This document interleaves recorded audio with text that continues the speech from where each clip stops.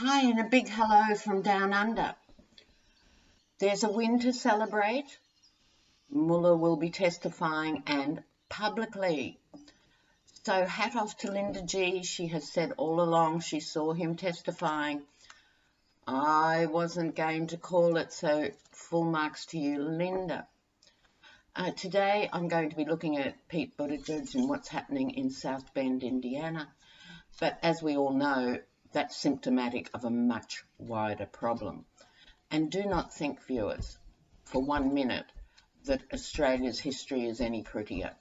So apart from the impact of initial colonisation leading to deaths, theft of land, outright massacres and so forth, our Indigenous population were put in missions, the equivalent of reservations, right until the 70s. It was a largely segregated country. And although the big cities now are cool like Sydney and Melbourne, outside of those areas and regional areas, there is still a radical and ugly power imbalance. We also have the highest rate of Indigenous youth incarceration in the world. So I wanted to say before I started this reading, I think Native Americans get left out of the national conversation always. I've followed American politics for a long time. I cannot remember a candidate mentioning Indigenous Americans and doing something for that extended community. So there's this refusal to look at Indigenous issues. So when we talk about race, it's looking at the African American dynamic and, thanks to Trump, the Hispanic dynamic. But I just want to shout out for all Indigenous people everywhere that we collectively, and I'm speaking here as an Anglo ex-descendant of the colonisers, have stolen land without compensation, called it our own, and then not made good hosts. Greatest understatement you'll hear from me. But because we're talking about Pete Buttigieg, we're talking about the African American situation and also how important it is for that group to vote. Please vote. The power is in the balance. So, my first question will be, will this adversely impact on Buttigieg? First of all, we'll look at now and then down the track. Let's look at Pete Buttigieg. I've gone back to the conventional rider-weight for this reading. And I'm in yet another awkward spot, so bear with me, intrepid viewers. So, Mayor Pete.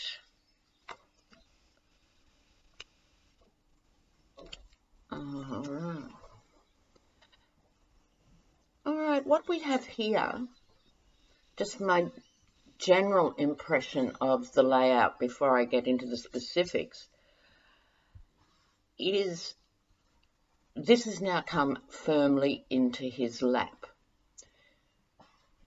Justice is at the centre, so in and of himself, I think he feels that everyone is entitled to justice. His altruistic sense, his true Christian sense, his true heart is one of justice. But what he doesn't get, this is his past leading into this, there's a naivety to this Page of Cups and the surprise news. It almost came as a surprise that it would be this big a deal for him. He's very bright, he's a very accomplished player, and I hope he learns from this and does well in the future, I really do. But like a lot of Anglo-Americans and Australians, they're oblivious to their own privilege and there's a naivety about the issue. In his case, a naivety that the police would somehow, in South Bend, Indiana, have a couple of workshops on race relations and community liaison, and that'd fix it. No, honey, because it's never been addressed. That'd be a no. And so this naive response is now coming back to haunt him. So, underneath this issue, there's always been conflict about this because it's never resolved and never addressed. Okay, so it's not surprising. On top of him, here he comes, this is him, trying to do the right thing, in inverted commas. This is Mayor Pete, the cautious knight. So, with this, there's a push-pull energy. He wants to move forward with his campaign. He wants to move forward for all Americans. But the horse is also being reined back because he hasn't dealt with this issue, the actual issue that is in his portfolio as mayor. He's going to have to fight everybody off. And that's partly because the black community is disenchanted with him. They've obviously had extended meetings and consultations and for years. So he's got to take them on. Somehow he's got to deal with the out-and-out racists. And he's also got to deal with the vengeful GOP who are going to use this against him. So I'm going to pull some extra cards now about let me think of the question properly. Will he, no, he won't go on. Will this adversely affect his campaign long term? Will this have a long-term impact? Long-term impact. Long-term impact.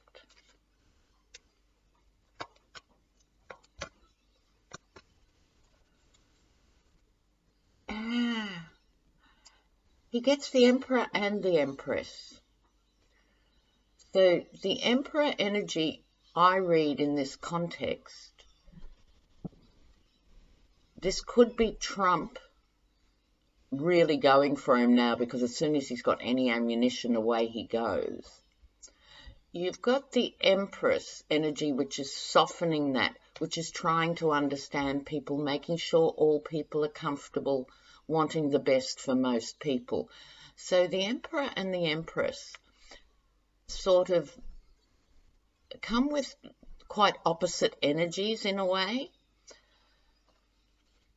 I don't think it is going to have a good outcome for him. So for this, he's got to be really careful. This could really, really kill off this campaign. Having said that, I really don't feel in my bones we've seen the end of Pete Buttigieg. I think he'll continue now and he will learn from this. So the real challenge is, can he make a difference in South Bend before he takes on the national stage? Okay. So, one of my very onto it viewers sent me a fascinating comment that's quite detailed about the difference between executive privilege and absolute immunity, and there is a legal difference in terms of everyone not talking to Congress. So we will see where that goes, will we not, viewers? But before we leave this, I want to do another reading on how race will impact 2020. I feel the key is also the Hispanic vote. Often a conservative vote. As a sociologist, you know, I can see the reasons for that. Conservative Catholic vote, aspiring entrepreneurialism, escaping repressive regimes, is the next generation, the Ocasio-Cortez generation, going to flip that around? It's a mixed vote, but is it time now? And so let's look at the impact of race on 2020. In fact, we shouldn't even be using the word race. It's probably better to use ethnicities, in the sense that in terms of DNA, there's no such thing as race.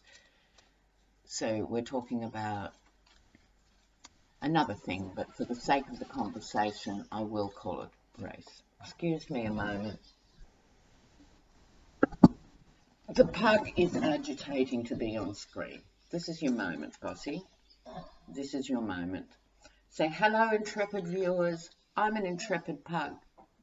All right. We've heard enough from you. Thank you. Okay. Go away and take your toy. All right. How will this unfold in 2020?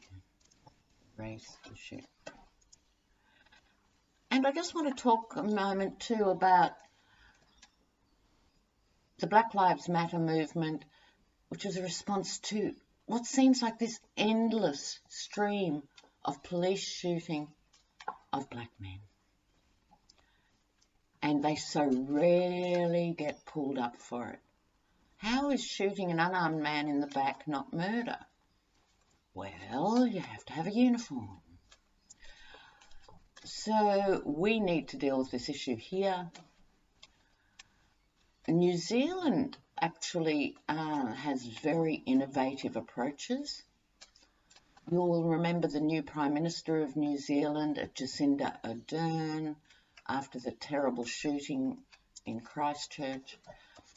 But what New Zealand does too, which I think, as a sociologist, I'm fascinated by, they had a high jail rate of Maori and Pacific Islanders, and recidivism is common everywhere. If you go to jail young, you're more likely to go to jail again and again and again and again. So they've flipped it on its head. They've done two major things. One is called family justice. So when a young offender is brought in, the whole family is brought in, and diversionary programs are planned.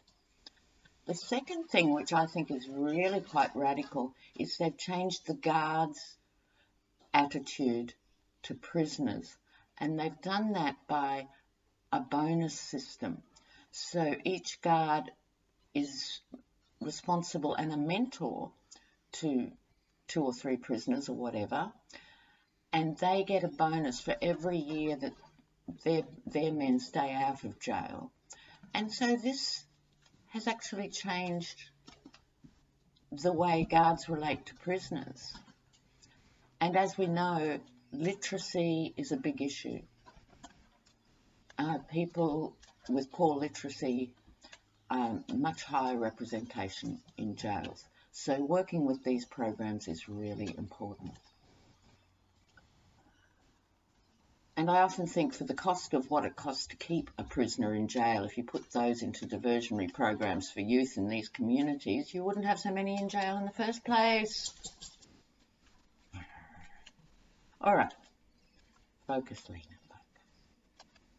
All right. Race and 2020 election. 2020 election. I have to reach over a mile here for this table to do it. Oh, we have the 10 of Swords again. It's critical issue. Oh, that's interesting. All right, what we have here, right on top, the 10 of Swords again. This is the thorn, or in fact 10 thorns in the side of America. America cannot be claimed to be great in the past, right now, or in the future if it does not address this issue. This is a national shame. This is, I think, with the Four of Cups, the figure is a bit disgruntled, doesn't want to know. I think this is sort of patronising things that might be offered to the communities. You know, oh well, vote for me and I'll do this little thing. This is not addressing national issues. This is just playing for time. I don't like it in that context. The Knight of Swords, it is going to be an issue, and it's going to be an active issue. And you see the raised swords. So that could be the raised swords of the alt-right and the racist evangelical sort of backwaters. Not that all evangelicals are out and out racist, but you'd have to think the stats were up there really as a correspondence. So this is an active fighting card, and so in relation to the question, it is going to be an issue. Various people come with their hidden agendas. Here we have the High Priestess. Ironically, the pillars are black and white. So the other aspects of the High Priestess are about the deep feminine. Again, just as women are going to play a major role in this election in every way, it's also true of the race issue. It's the women in these communities speaking out and speaking up.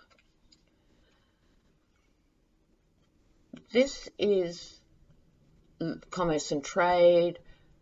This is looking outwards. To a certain extent, I think America has been very insular for generations in the sense, and it's time to look out. It's time to look for ideas from other places. And you could start with Canada, but it's looking out instead of inward. But the bit of good news is, given the question, will it make a difference? Yes. This is getting away to a better place. You see, to put this in a bigger context, unless these issues are dealt with, the country cannot heal. And it's one of the reasons the Yeti has karmically fallen in to this position in the White House, because he has let the genie out of the bottle. Someone like Mike Pence or even Mitt Romney or any of them, they're just going to paper over the cracks.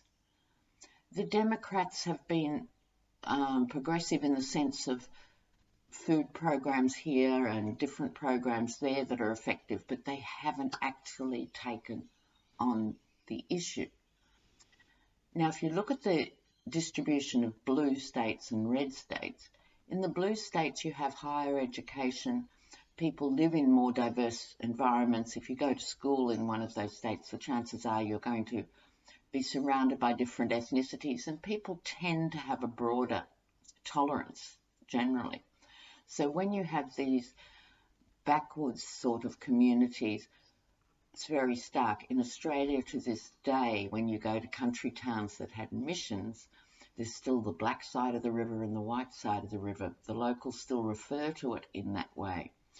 And it's like the healing hasn't actually begun. And I really sincerely hope that this is going to raise the issue to the forefront, and it's a time for genuine black leadership to stand up, and it's time for white leadership to actually get into some serious dialogue about what's going to happen with this. I'm just going to quickly look specifically at the Hispanic vote, because I think this was speaking to the African American experience. So I'm just going to quickly ask about the Hispanic vote. Oops. Is the Hispanic vote going to move more towards the Dems? There has been a big support for the Dems in certain clusters, but will it move more towards the Dems? Here we go. Oh, my cards are upside down. I don't think it's a reversal. Oh, yes. Yes, yes, yes. Oh, I think so. Sorry, I've mixed up my cards here. I don't do this. Over it, yes, is the answer. Will vote more towards them. You'd think so. After the abuse that this community has suffered at the hands of this man, hopefully it's a turning point. New leadership, a new sense of justice, that this is not right, that the President of the United States can call entire groups of people rapists and drug dealers. It's just outrageous. A greater sense of justice and injustice, and cutting through the rhetoric, which is a kind way of saying cutting through the bullshit. So cutting to the chase, that's positive. So I really hope that comes to pass. So, guys, I'll be back with you soon. Sorry I had to sit through a whole video with my hair looking like this. I can't get back to Betty from Baghdad for several months, so Bush Pig Central, here we go. I'll speak to you soon, soon, soon. Bye now.